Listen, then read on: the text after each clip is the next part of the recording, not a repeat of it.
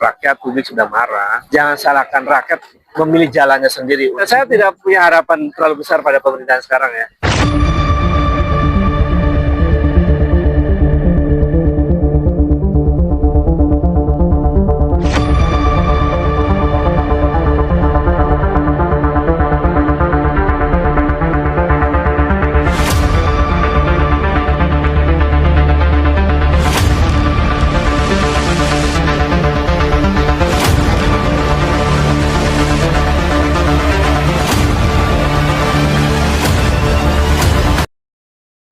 Jadi saya kira di momentum 27 tahun reformasi ini, mestinya pemberantasan korupsi, penegakan hak asasi manusia itu mengalami upaya yang sangat serius begitu untuk diberantas, ditegakkan hak asasi manusianya dan seterusnya.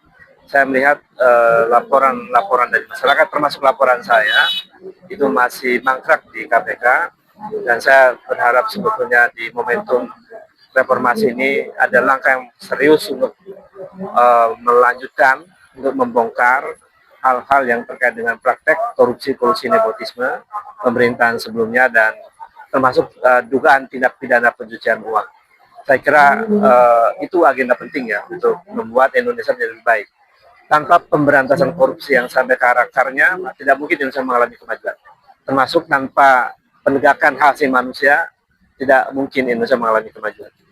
Ekonomi ditentukan oleh faktor seberapa besar negara menjalankan supremasi hukum, termasuk pemberantasan korupsi dan penegakan hak asasi manusia. Ya, sebetulnya sih rakyat, publik sudah marah, cuman kan rakyat melihat bahwa ada ruang yang memungkinkan proses pengadilan dijalankan. Jadi KPK dan lembaga penegak hukum mestinya serius untuk memberantas korupsi. Kalau dalam waktu bulan-bulan ke depan tidak ada upaya serius untuk membongkar perkara KKN keluarga Joko Widodo dan dugaan tindak pidana pencucian uang, maka jangan protes, jangan marah kalau rakyat justru akan bangkit melakukan perlawanan secara lebih luas. Saya kira itu. Jadi jangan dianggap sepele persoalan ini, sangat serius. Jadi kalau KPK tetap diam, kejaksaan tetap diam, dan semua laporan masyarakat, saya kira jangan salahkan rakyat memilih jalannya sendiri untuk menegakkan hukum. Saya tidak provokasi, tetapi saya ingin mau mengatakan, memberikan peringatan keras terhadap KPK dan penegak hukum lainnya. Ya, pola-pola penguasa yang seperti itu kan harusnya diakhiri ya.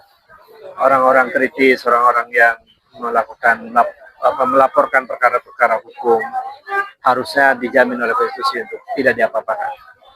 Jadi menurut saya pola semacam itu harus diakhiri.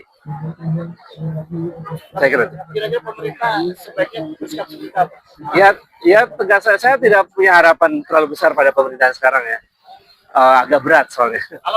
Alasannya karena anaknya ada di Wapres. Oh gitu ya. Itu problem serius.